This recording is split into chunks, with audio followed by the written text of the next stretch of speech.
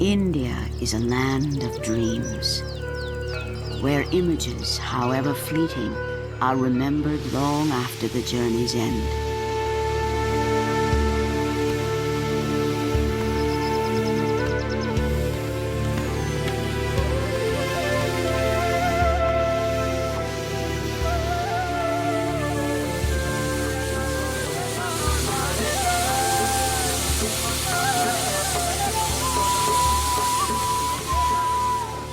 The railway is her lifeline, crossing not only distances, but bridging the boundaries of her many cultures.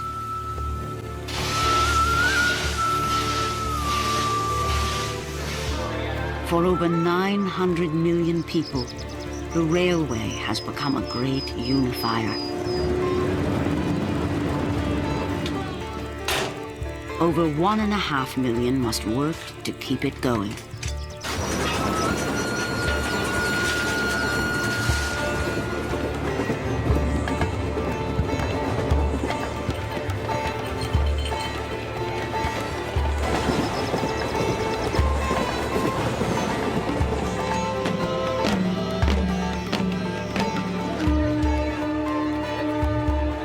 The Great Indian Railway touches the lives of everyone. For nothing is more a part of this country than the trains which are part of its soul.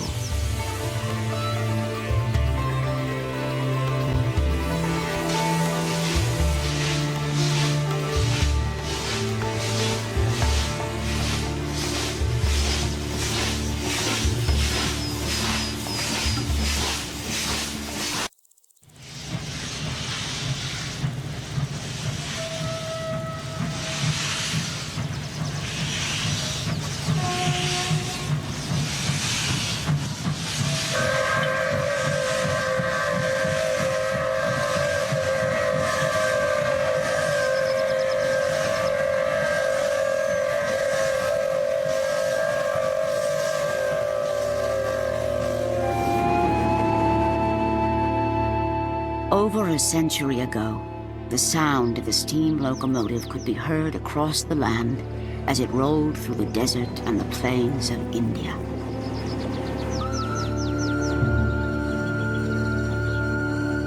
In those days, villages and cities were isolated by vast distances, and the coming of the train would change them forever.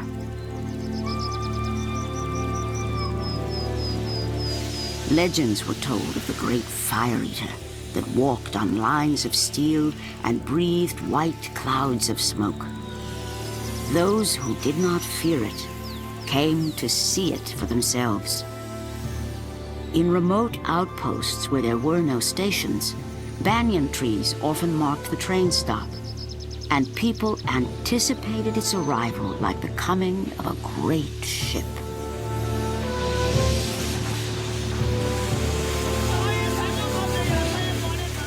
There was always entertainment to greet the travelers, celebrating the trip for the magical event that it was. What had taken weeks by bullock cart could now be made in a matter of days. The hero was the driver. He was assigned one engine for life and cared for it as though it were a part of him, making sure it was fed coal and watered. It was like a living creature preparing for the long journey ahead.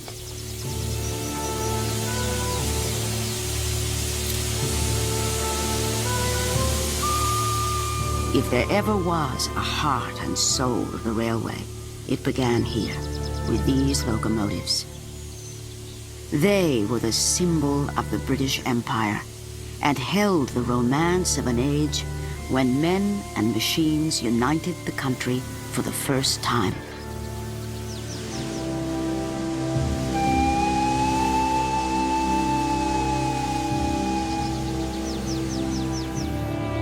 But this era couldn't last forever.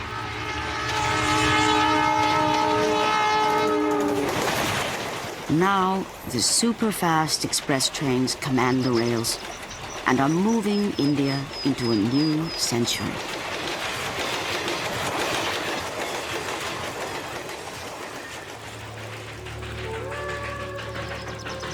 The railway is a living legacy of the British, who dominated the subcontinent for nearly 200 years.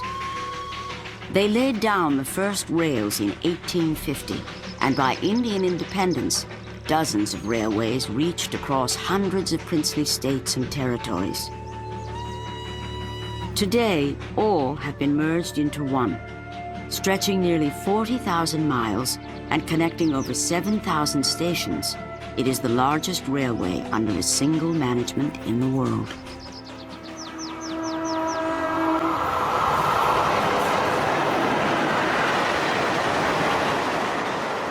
Frontier Mail, the Tamil Nadu Express, the Punjab Mail, all long-distance trains renowned in history.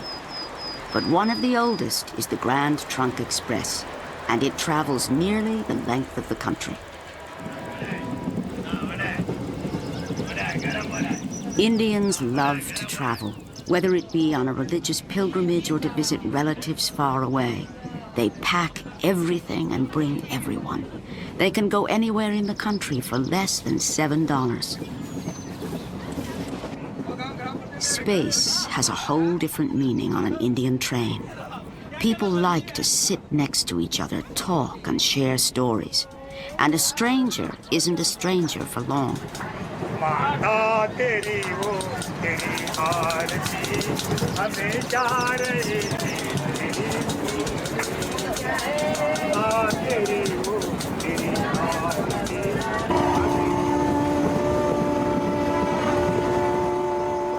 More than 11,000 trains travel through India every day. But it's in the three-tier second-class coaches that the real spirit of the country can be found. If anyone wants to know what India is all about, you could just travel in one of these trains and you could talk to people. You see, you'll actually meet people from different parts of the country, and you can actually have a look into the various cultures. You see, now there's a cultural diversity in India. You can actually enjoy this cultural diversity traveling in such long trains, say which goes from one end of the nation to the other end. Such long trains you can enjoy. If you're really interested, definitely you will experience it.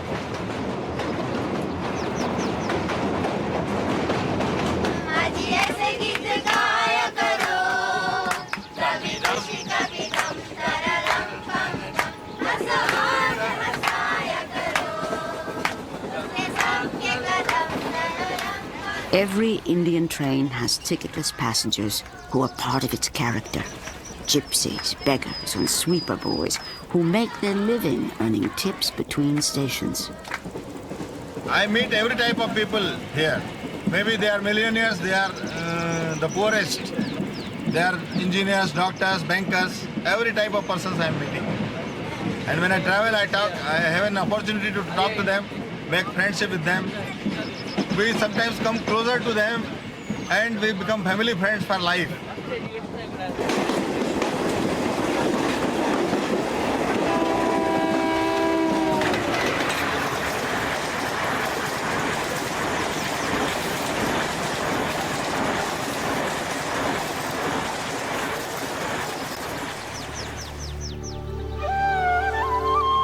For centuries, explorers have been drawn to the east.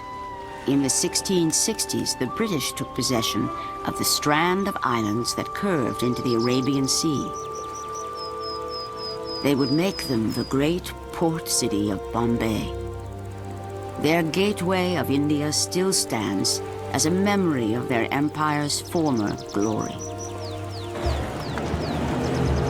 Bombay is now one of India's fastest-growing cities.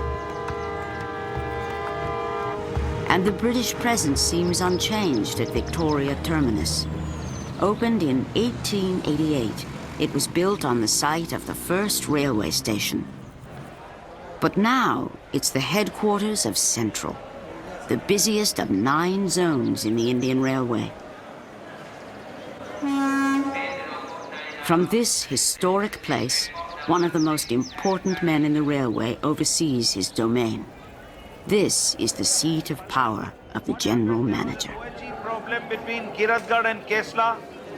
There was a disaster. Every morning, Birendra Vishnu calls upon his officers to account for every detail in a monumental system. From major accidents to minor delays, nothing escapes his attention. As many as 8 trains, they have all been fired. It was from this same office that the British ran their railway. And with independence in 1947, they turned it over to Indian leadership. All right. Hello, Jabalpur. But now the GM controls a far more complex network. With 200,000 men beneath him, he runs 2,000 trains a day. Madan. Namaskar. What is happening today? What are your prospects of loading? Sir, yesterday we did 8.5. Ajay, you just speak to CME. Your diesel utilization has slumped. Your diesel utilization has slumped. Your sick wagon balances in all the yards are heavy. The stable loads are heavy. Just speak to CME. Hello. Hello Madan Yes, sir. हाँ लाल बोल रहा हूँ Katni shade हाँ. for the last 15 days it has been having very high failure rate. हाँ. Vishnu is more than a figurehead. If something goes wrong, he shoulders the full responsibility. And every month, he makes it a point to leave his office and visit his men in the field. Give your guidance. Okay.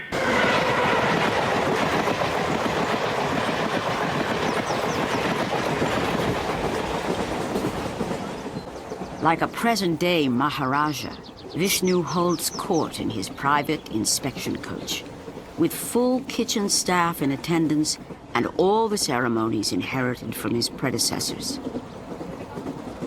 The Indian Railways constitute the lifeline of India. And it was given to us by the British. They gave us two things: the Indian Railways and a very powerful administrative system run by the bureaucrats. We're now going on an inspection trip, and during this inspection trip, we propose to go over the entire railway lines, see what management techniques are there, see how the cabins, the points, and the people who manage these points look after themselves and look after the equipment. Each one has his area of responsibility, and a super check has to be exercised. So when we go out tonight, our objective is to find out what deficiencies are there and take measures to overcome them. No single person can possibly check on everything. The system depends on workers whose dedication goes largely unseen. Under the eyes of the cabin men, tens of thousands of coaches transport more than 12 million people a day, and one mistake can cost thousands of lives. For this is a human railway, where the strength of a lever man means the safe passage of a train.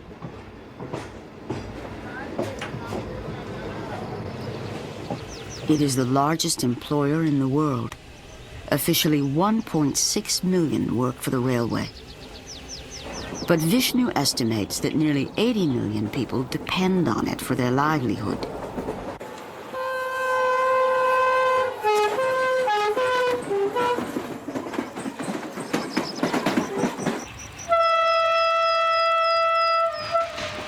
The Grand Trunk Express continues southbound. The trip from New Delhi to Madras will last 38 hours. But for many, the journey is an adventure, and it doesn't matter how long it takes.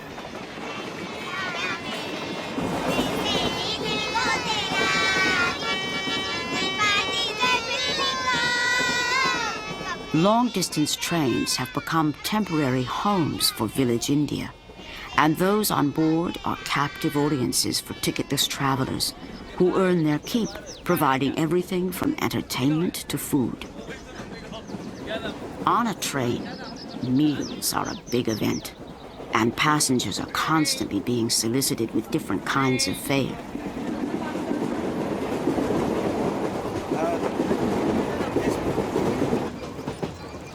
12 bearers run the length of 22 coaches, waiting on as many as 2,000 people. They serve up to 400 hot railway meals twice a day. In the pantry car, cooks prepare food to suit the religious mandates of an Indian train. Non-veg or vegetarian for Muslims, Hindus, Christians. The hardest job may be in trying to satisfy the tastes of so many, and tastes do change from north to south. The food is for a man. It is very sufficient. It is we can comfortably.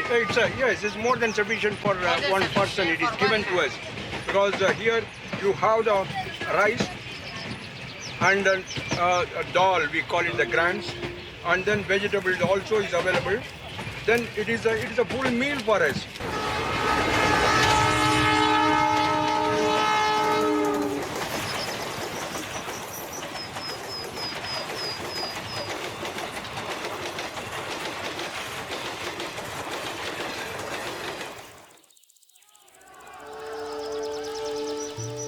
If there is a spirit of the railway, it is found in the thousands of small stations which have become part of the fabric of Indian life. They are centers where everyone gathers, and those who can't afford to travel will come just to watch the trains.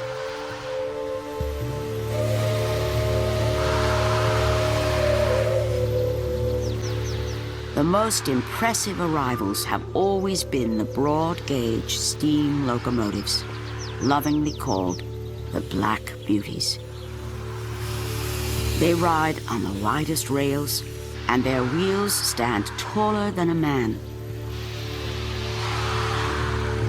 But their presence is now becoming rare, and those who grew up with them will miss them the most. Black is beautiful. Our steam locos are our black beauties. We feel with the phasing out of steam locos as if we are doing away with one of our kith and kin with whom we had blood relations.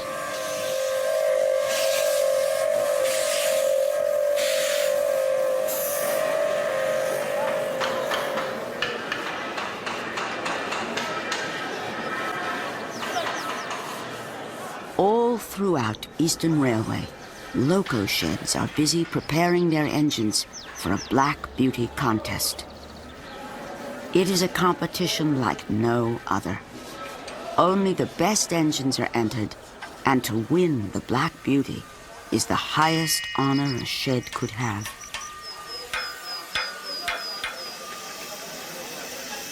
Dhanbad, Rampurhat, Sahibganj, Asansol, Jhajjar.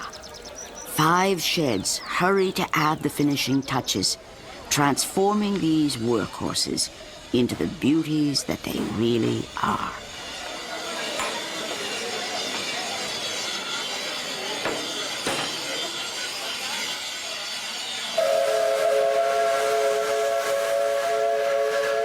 This possibly should be the very last Black Beauty contest of Indian Railways.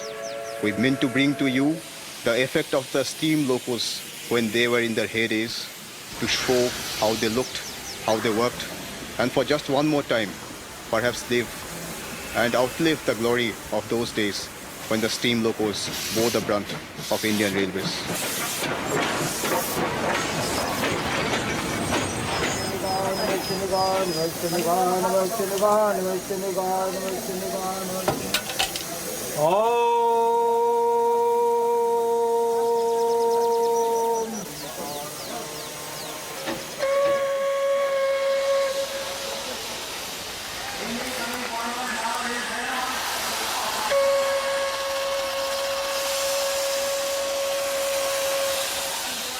The reason behind a Black Beauty contest remains very much valid today, because perhaps this is the last time that we are going to be able to have such a contest anywhere on the Indian Railways.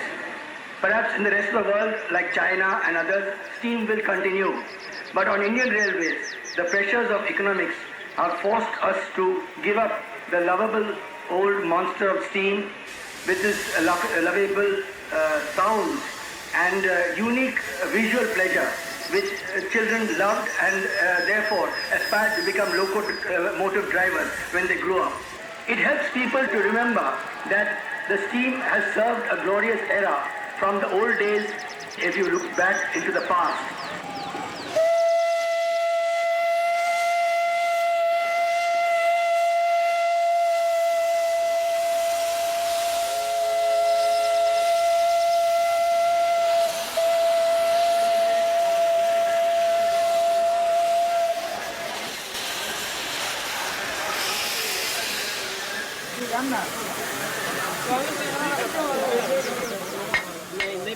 There is intense competition amongst all those who have slaved on these locomotives, these 10 competing locomotives, and therefore each one wants to win the prize. Therefore the judges are under intense scrutiny, perhaps more than the judges are in real life. And they have to therefore make it as scientific as possible. They have therefore divided the system of grading into 3 distinct groups. One is decoration, for which they give 25% marks. The functionality, which is we are giving as much as 50% marks, and also the ceramic blanketing is being given at 25% marks. And I think that the judges will be totally fair and clear in their judgment, and may the best loco win. What is important, when the whole thing should be uniformly red. The moment you see a black spot, that's the time where there's a hole, and then the fire bars can burn. So when we are seeing the fire, you have to see that it looks uniformly red. That's why there should be no localized black spots. Plus the thickness, the fire bed should be uniform. Those are things we have to look for. How is maintaining the fire? Very important.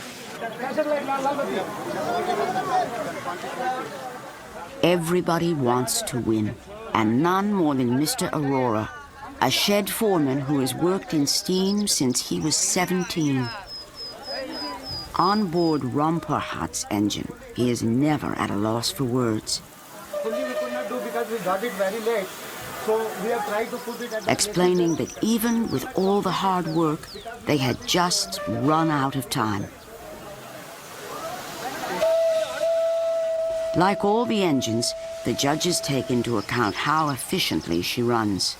They put her through the paces, while Arora hangs on like a doting father.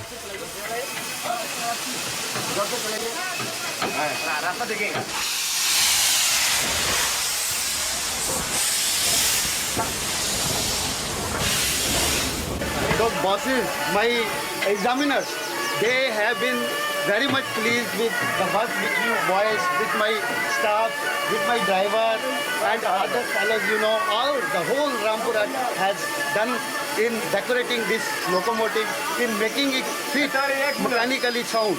And they have checked all the points, and I think we have got, if not 10%, then at least 90%. Now we should leave the result to Almighty God, So Almighty God is there. They parade in all their glory, and anticipation runs high. Now it's up to the judges to reveal the last Black Beauty winner. पहला number Nandini Asansol से।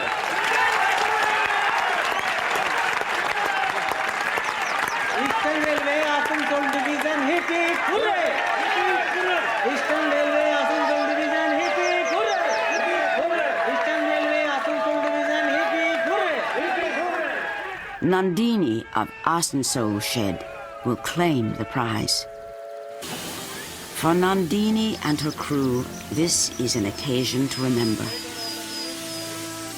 But they know, as they back her into the shed, that their victory is bittersweet. For despite the fact that the Black Beauties have proven themselves today, another fate awaits them.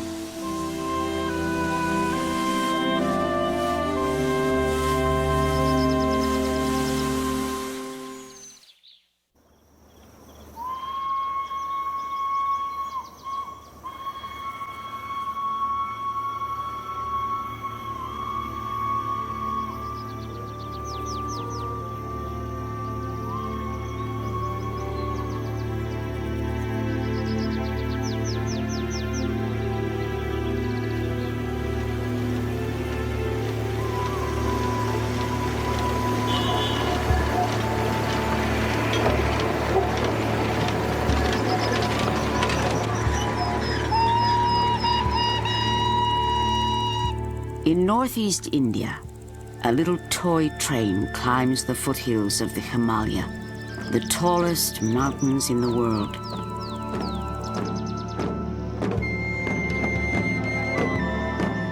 Every morning, Buddhist monks look towards the east, welcoming the sun to the remote mountain town of Darjeeling.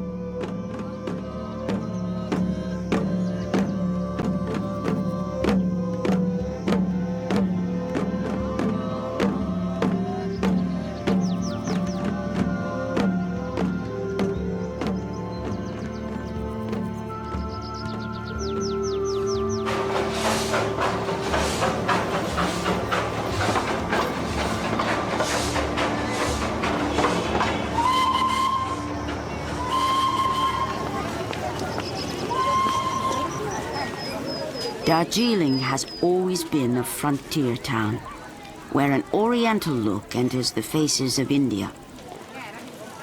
But it also tells of another heritage.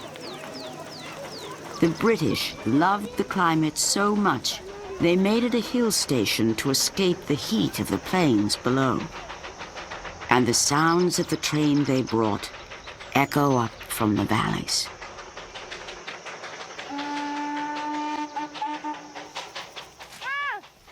For the people of the mountain, the train has always been a part of their lives. In the days of the British Raj, it carried the famous Darjeeling tea down from the plantations. 18 little locomotives run back and forth on the Darjeeling Himalayan line. The youngest is 70 years old, and the oldest is 105.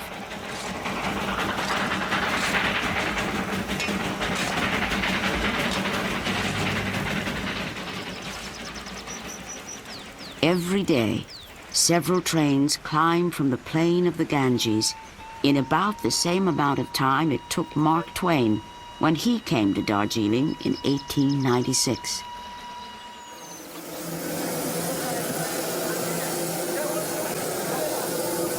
The beginning of every trip is a ritual for the six-man crew. Each engine is an antique heirloom that's been entrusted to their care, and they look after them like living, breathing creatures, feeding and watering them. The fireman knows that only a good head of steam can carry the train up to 7,407 feet to reach the highest station in all of Asia.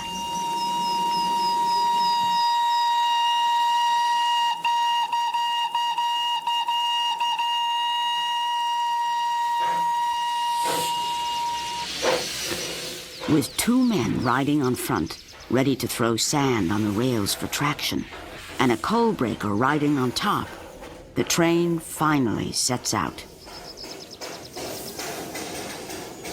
Each engine has its own distinct personality, and no one understands his better than the driver, Mr. Gurung.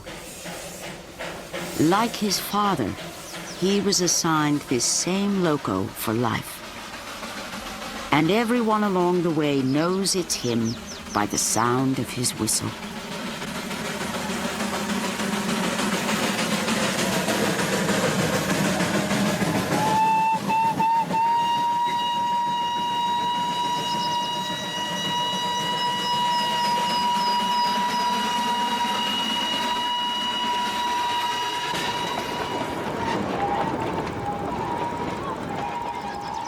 For Shurab Tendif, one of many who have fought for its preservation, it's a reminder that some things do stay the same, and not to have it would be a great loss. When I was young, people really didn't travel that very much. The airplane hadn't arrived, and the train was an important image for all of us, an escape to the outer world, a chance to see something over the mountains. You had this train which represented to us an opportunity for adventure. We used to jump on and off the train. Tickets weren't that important. There's a chugging, the sound of the movement of the train, the energy of this train. It was like little Tibetan terrier.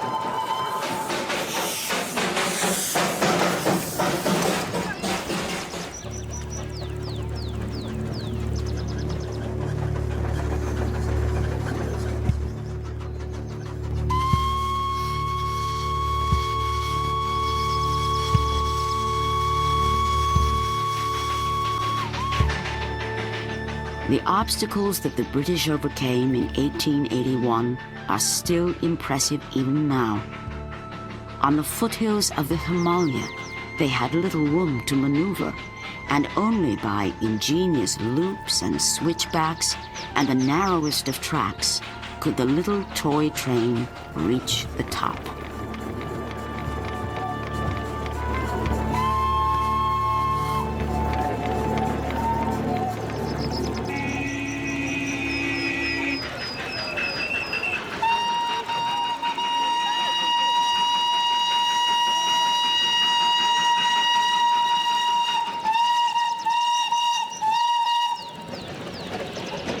If the train does not run, we do feel that there is something absent, and we do feel it very strongly. But as long as it is there, yes, it's a part of life. And every day, if we don't see it, we see that something definitely is missing.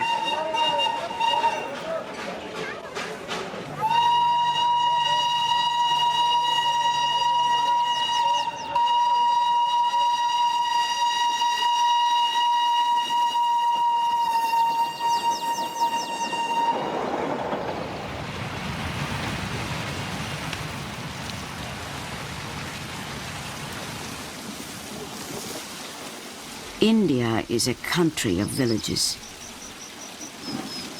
More than 70% of its people live out their lives in a day-to-day existence where there is no hurry.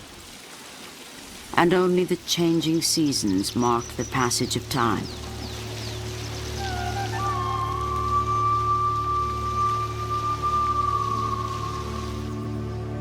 This is where the railway is a lifeline, bringing these remote areas in touch with the rest of the world. In South India, Pallur is one of thousands of small way stations which haven't changed much since British colonial times.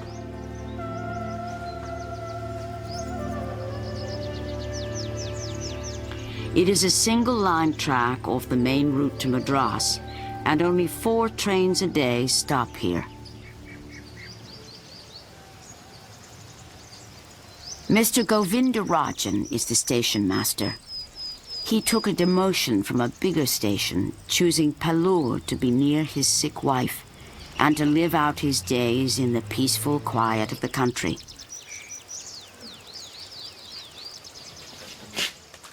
He shares his responsibilities with Kamakshi, a railway widow, who is officially the sweeper porter. Between the two of them, they run the entire station.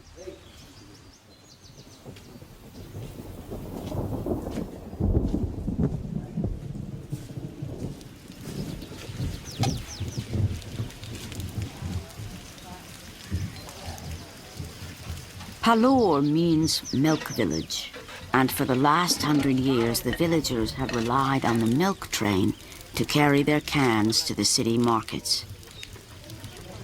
But before the train arrives, Govindarajan must coordinate with other stations to make sure that his line is clear for the coming train.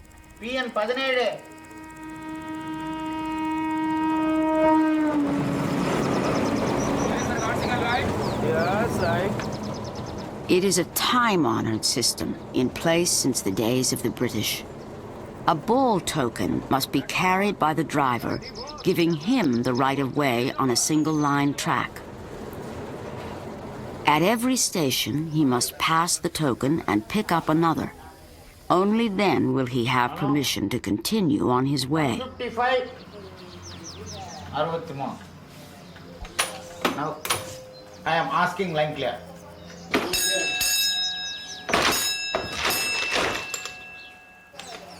This is the authority.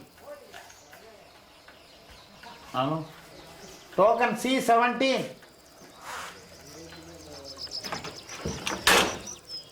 The line is officially open, and Kamakshi can change the signals that will indicate to the driver that the track ahead is safe.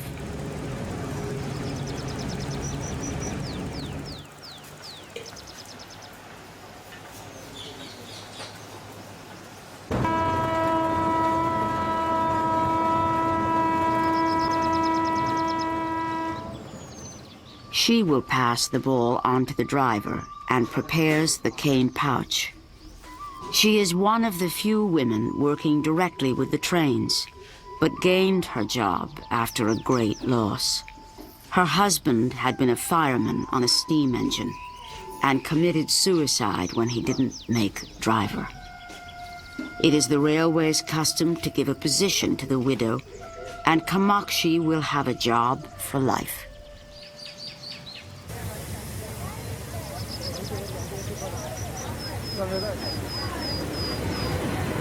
As the train comes in, the ball token is handed over. Now the driver can move safely into the next section.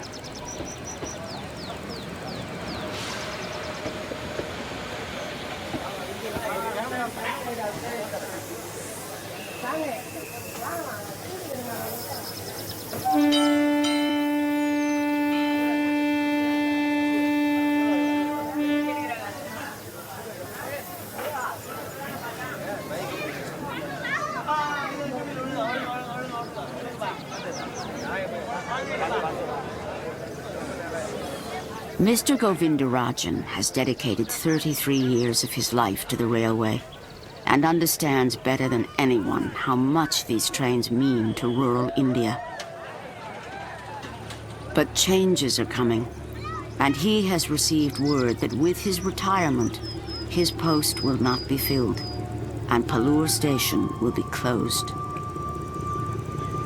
They tell him that with only a few trains a day, there just isn't enough profit. Soon, the trains won't be stopping here, and people will have to take the roads. He will be the last station master of Palur.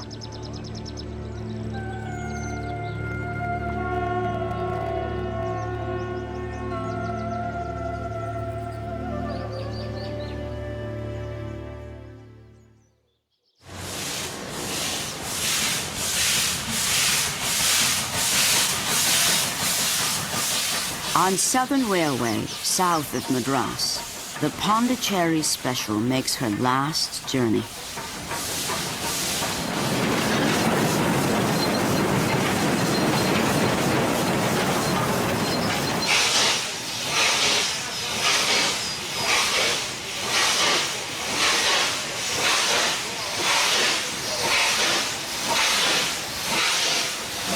Nothing evokes the romance of the railway like a steam engine. Her arrival into Pondicherry Station is a grand event, and she will bring the platform to life for one last time.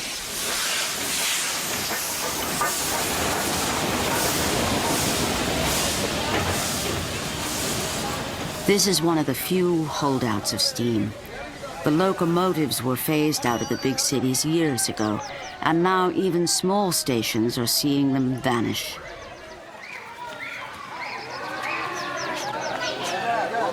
But perhaps the greatest loss will be felt by those who have steam in their soul. And Don Depani is one who feel it the most. A third-generation railwayman, he became what his father, a gatekeeper, always hoped he would be, a driver, the pride of the line. Now he's been given the honor of taking the Pondicherry Special on her final run.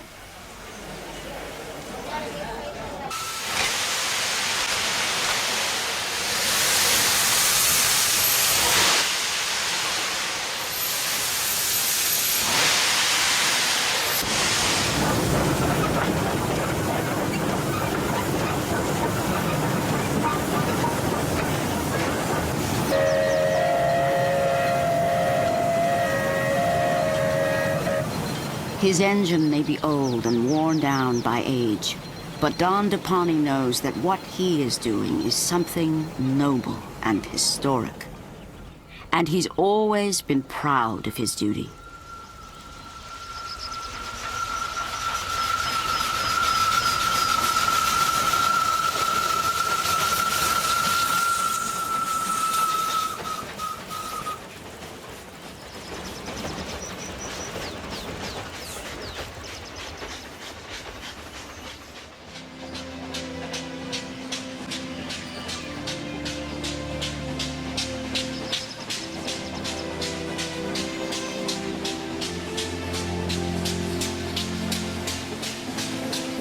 In India, the relationship between railwaymen has always been like family.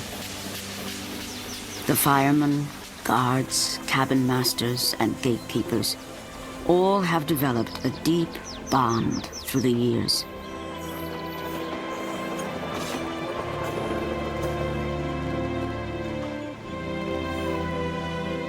Station masters on the single-line tracks and the drivers of steam know that a time is coming to an end.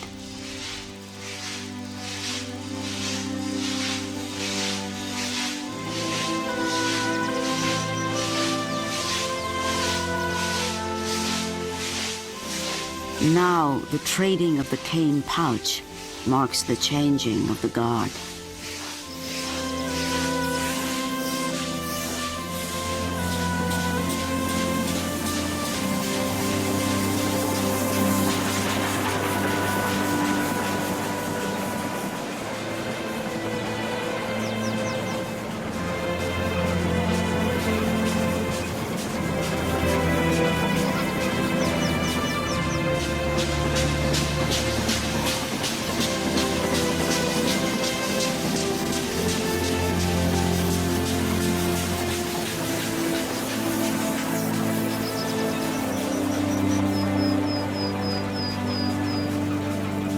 Both Govindarajan and Don Depani have since been retired. The Pondicherry Special has been condemned. And Little Pallur Station is now closed forever.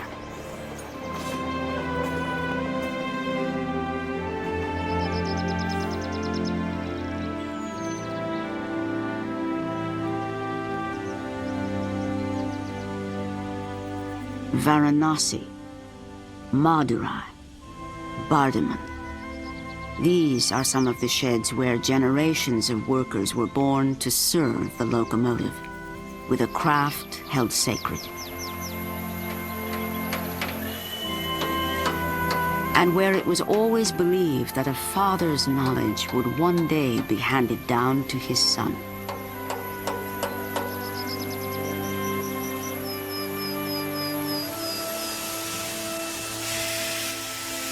We'll be closing down this steam loco shed in a couple of months when the last of these black beauties would have moved out. This shed had something like 71 locomotives a few years back.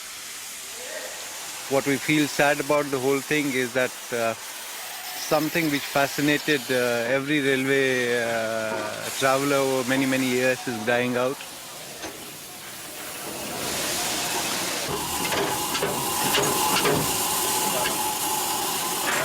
And what I feel personally sad about is that with the locomotive dying out, a breed of men who had nerves of steel. They were men of muscle, understood metal, what it was all about.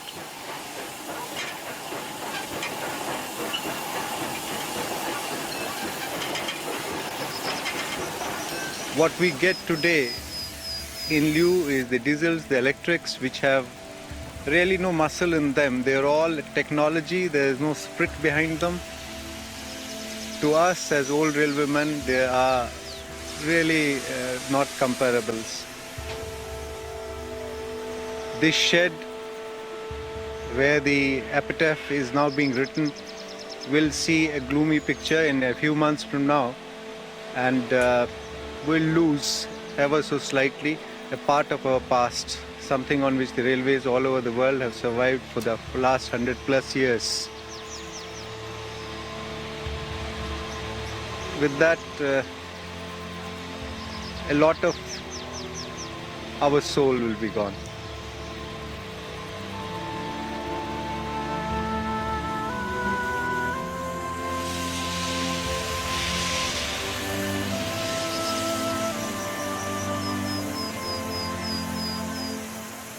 Every day, more and more black beauties are being pulled from the working lines. The iron beasts are now easy prey to scavengers who will take even their last bits of precious coal. The once busy sheds are becoming graveyards.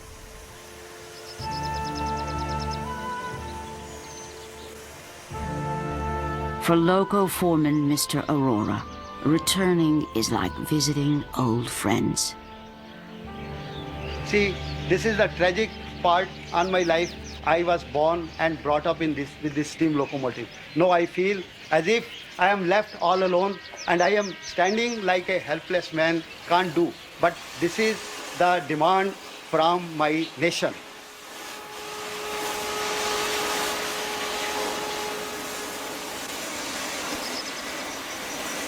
I feel as if a most loving member of my family is being cut into pieces. In my presence, an old man who is looking after the children, and he is standing. He cannot do anything for his children at this dying stage. Feel so bad. Really, I feel like weeping.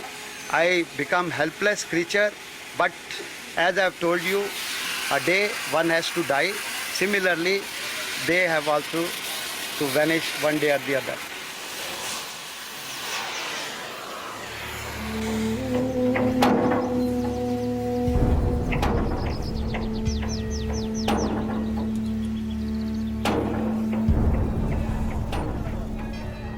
All across India, steam sheds have turned into auction houses. The locomotives await the highest bidder.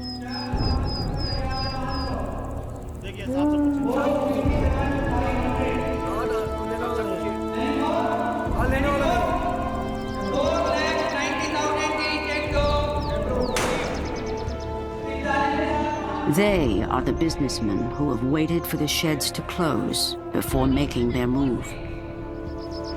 They buy the engines, which are, to them, worth only their weight in scrap metal.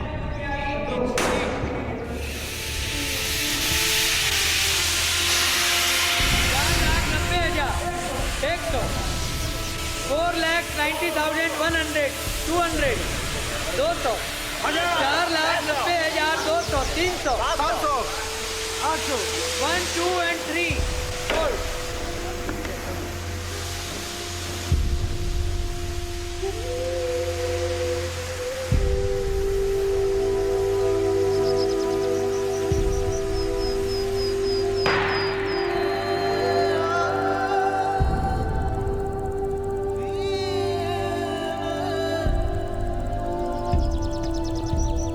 Most of these men of steam will choose to stay with the railway. Some will have to be retrained, and others may have to relocate far from their homes. But for all, a way of life is over.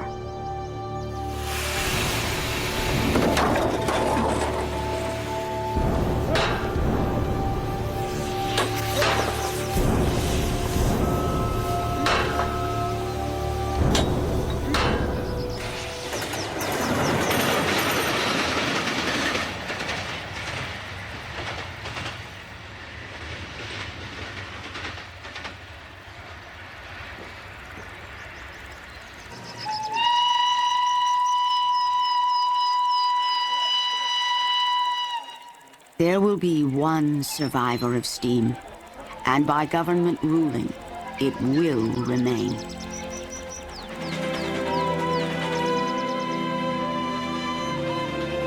It is the Darjeeling Himalayan toy train, the oldest mountain railway in India.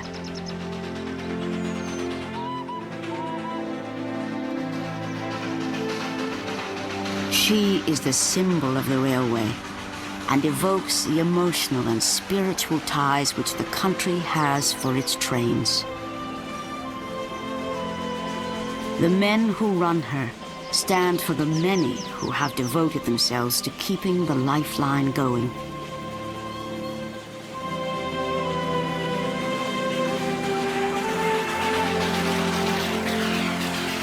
And for all those whose lives it touches, this will always be the Great Indian Railway.